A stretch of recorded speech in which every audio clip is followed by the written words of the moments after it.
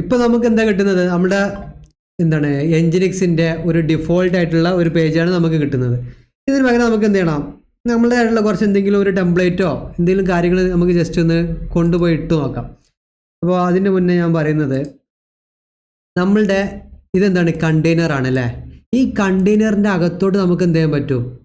Login ചെയ്യാൻ പറ്റും. അതായത് ഒരു ഷെല്ല് നമുക്ക് എന്താ പറയുക, ഒരു ഷെല്ലിലോട്ട് എൻജിനിക്സിൻ്റെ അകത്ത് കയറിയിട്ട് എൻജിനിക്സിൻ്റെ കോൺഫിഗറേഷൻസ്, എൻജിനിക്സിൻ്റെ കാര്യങ്ങളിലൊക്കെ നമുക്ക് എന്തെങ്കിലും ചേഞ്ചസ് ഒക്കെ വരുത്തണമെങ്കിൽ ചെയ്യാം.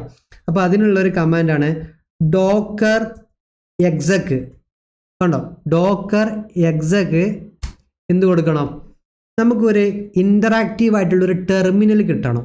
ഓക്കെ, അതായത് ഇതിൻ്റെ അകത്ത് കയറിയിട്ട് SSH ചെയ്യണ പോലെ തന്നെ SSH ചെയ്യണ സംഭവം തന്നെയാണ് അതിനിവിടെ നമ്മൾ യൂസ് ചെയ്യുന്നത്. എക്സക്ക് എന്ന് പറയുന്ന ഒരു കമാൻഡാണ്. അപ്പോൾ നമുക്ക് എന്ത് ചെയ്യണം? എൻജിനിക്സിന് ഒരു ഷെല്ല് കിട്ടണം, അതും നമുക്ക് ഇൻ്ററാക്ട് ചെയ്യാൻ പറ്റുന്ന ഒരു ടെർമിനൽ. അപ്പോൾ അതിന് ഞാൻ ഹൈഫൺ ഇൻ്ററാക്റ്റീവ് ടെർമിനൽ, അതിൻ്റെ ഒരു ഷോർട്ടാണ് എന്ത് IT എന്ന് പറയുന്നത്. ഓക്കെ, സ്പേസ് ഇട്ടിട്ട് ഞാൻ എന്ത് കൊടുക്കണം? ഏത് കണ്ടെയ്നറിനാണ് നമുക്ക് ഇൻ്ററാക്റ്റീവ് ടെർമിനൽ കിട്ടേണ്ടത് അതിൻ്റെ ID ഞാൻ കൊടുത്തു. ഓക്കെ, എന്നിട്ട് നമുക്ക് ഷെല്ല് ഇൻ്ററാക്റ്റീവ് ടെർമിനൽ അല്ലാണ്ട് ഇൻ്ററാക്റ്റീവ് ഷെല്ലുകൾ അറിയാം. പലതരം ഷെല്ലുകളുണ്ട് അല്ലേ. ബാഷ് ഷെല്ലുണ്ട്, SSH ഷെല്ലുണ്ട്, ZSH ഉണ്ട്, TSH ഉണ്ട്, അങ്ങനെ ഒരുപാട് ഷെല്ലുകളുണ്ട്. ഞാനിവിടെ എന്താ കൊടുക്കുന്നത്? /bin/bash എന്ന് കൊടുത്ത്, അതായത് എനിക്കൊരു ബാഷ് ഷെല്ലാണ് കിട്ടുന്നത്. ഞാനിവിടെ എൻ്റർ അടിച്ച് കഴിഞ്ഞാൽ കണ്ടോ, ഞാനിപ്പോൾ നിൽക്കുന്നത് എവിടെയാണ്? നമ്മളുടെ കണ്ടെയ്നറിൻ്റെ അകത്താണ്. എൻജിനിക്സ് കണ്ടെയ്നറിൻ്റെ അകത്താണ്. ഈ കണ്ടെയ്നറിൻ്റെ അകത്താണ് ഞാനിപ്പോൾ നിൽക്കുന്നത്. ഞാൻ ഇവിടെ LS അടിച്ചാൽ കാണാം. കണ്ടോ, ബിൻ ഉണ്ട്, ഡെവ് ഉണ്ട്, docker entry point, home, lib, mount, proc, ഇതൊക്കെ നമ്മുടെ എൻജിനിക്സ് കണ്ടെയ്നറിൻ്റെ അകത്തുള്ള എന്താണ് ഫയൽ സിസ്റ്റം, അതിൻ്റെ കാര്യങ്ങളൊക്കെയാണ്, ഫോൾഡേഴ്സ്, ഫയലുകളൊക്കെയാണ്. ഓക്കെ, ഇവിടെ നമുക്കറിയാം എൻജിനിക്സിൻ്റെ ഡോക്യുമെൻ്റ് റൂട്ട് എവിടെയാണ്? CD യൂസർ ഷെയർ എൻജിനിക്സ് HTML അല്ലേ.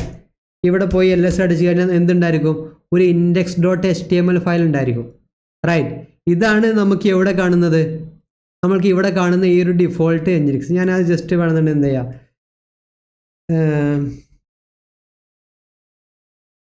ഞാനൊന്ന് ബാക്ക് ചെയ്തിടാം. LS കമാൻഡ് ഉപയോഗിച്ച് കാണാം. ഞാൻ അത് ജസ്റ്റ് എന്ത് ചെയ്തു? ഞാനത് ബാക്ക് ചെയ്തിട്ടു, ഹൈഡ് ചെയ്തു. ഇവിടെ വന്നു കഴിഞ്ഞാൽ നമുക്ക് എന്ത് കിട്ടും? കണ്ടോ, ഫോർബിഡൻ അടിക്കുന്നുണ്ട്. കാരണം ആ ഇൻഡെക്സ് ഫയൽ അവിടെ എന്ത് ചെയ്യുന്നില്ല, പ്രോപ്പറായിട്ട് എടുക്കുന്നില്ല. നമുക്ക് എന്ത് ചെയ്യാം? ഞാനിവിടെ നമുക്ക് നമ്മുടേതായിട്ടുള്ള ഫ്രീ ആയിട്ടുള്ള ടെംപ്ലേറ്റുകൾ ഉണ്ടായിരിക്കും. Free HTML template.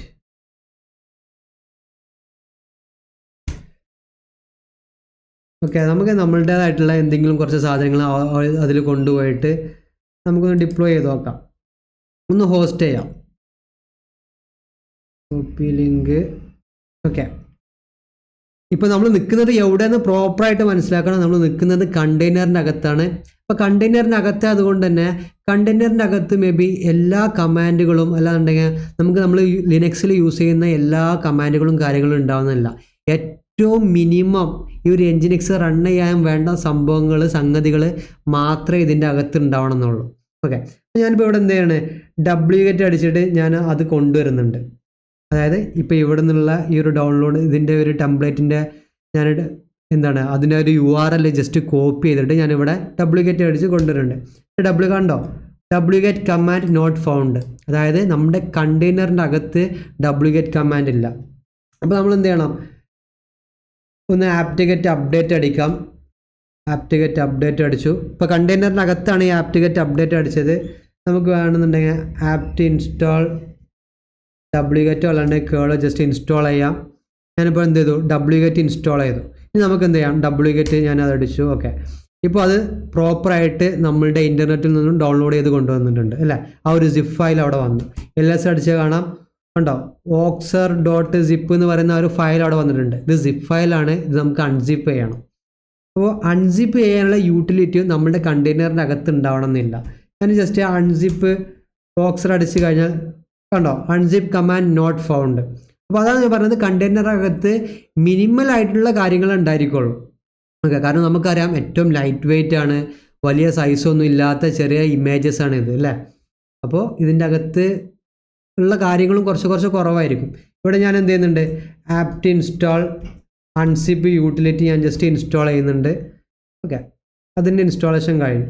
ഞാൻ എന്ത് ചെയ്യുന്നുണ്ട്, അൺസിപ്പ് നമ്മുടെ voxer.zip എന്ന് പറയുന്നത് ജസ്റ്റ് അൺസിപ്പ് ചെയ്തു. LS അടിച്ച് കഴിഞ്ഞാൽ നമുക്ക് എന്ത് കാണാം, voxer HTML എന്ന് പറയുന്ന ഒരു ഡയറക്ടറി അവിടെ ഉണ്ട്. ഇനി ഈ ഫയൽ എനിക്ക് വേണ്ട, അതുകൊണ്ട് ഞാൻ എന്ത് ചെയ്യുന്നുണ്ട്, rm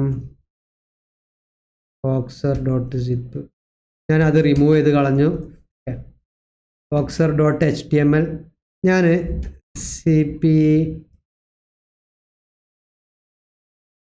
voxer.html അകത്തുള്ള മുഴുവൻ കണ്ടന്റും ഞാൻ ഈ ഒരു ഡയറക്ടറിലോട്ട് ജസ്റ്റ് കോപ്പി ചെയ്യുന്നുണ്ട്.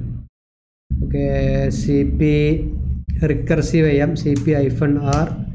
ഓക്കെ, LS അടിച്ചാൽ നമുക്ക് എന്ത് കാണാം, കണ്ടോ, voxer.html അകത്തുള്ളതെല്ലാം നമ്മൾ ഇങ്ങോട്ട് എന്ത് ചെയ്തു, കൊണ്ടുവന്നു. നമുക്കിനി ആ voxer HTML എന്ന് പറയുന്ന